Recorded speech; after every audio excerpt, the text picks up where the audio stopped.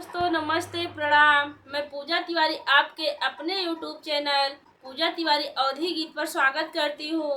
दोस्तों आज हम आप लोगों के लिए एक विवाह गीत लेकर आए हैं। आप लोग वीडियो पर बने रहिए और कमेंट करके हमें बताइए यह गीत आपको कैसी लगी। राजा दशरथ जी के प्रण बड़ा भारी हो, धनुषा दी है न ओठंगाए। राजा दशरथ जी के प्रण बड़ा भारी हो, धनुषा दी है न ओठंगाए।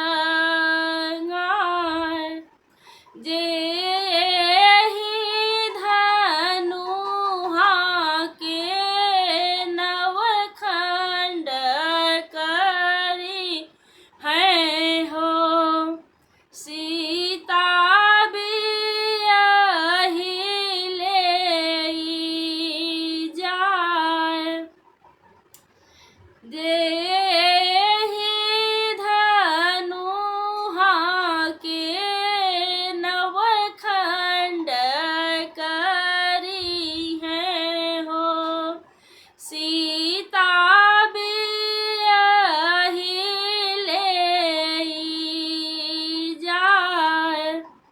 देश ही देश राजा चिट्ठिया पठामै हो, आवहु राजा समाज।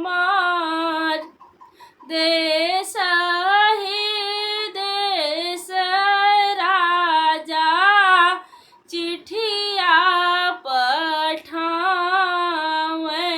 हो, आवहु राज समाज।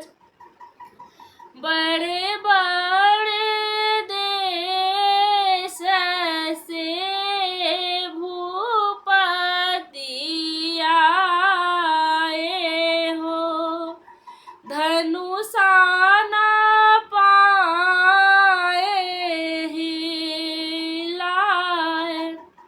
धनुहा न पाए हिलाए।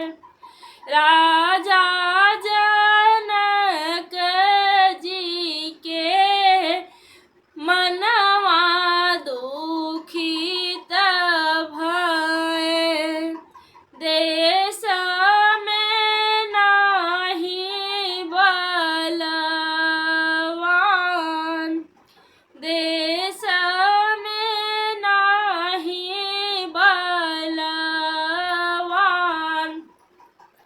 एतनी वचन जब सुन लक्ष्मण भैया हो, बोले हैं डंका बजाए।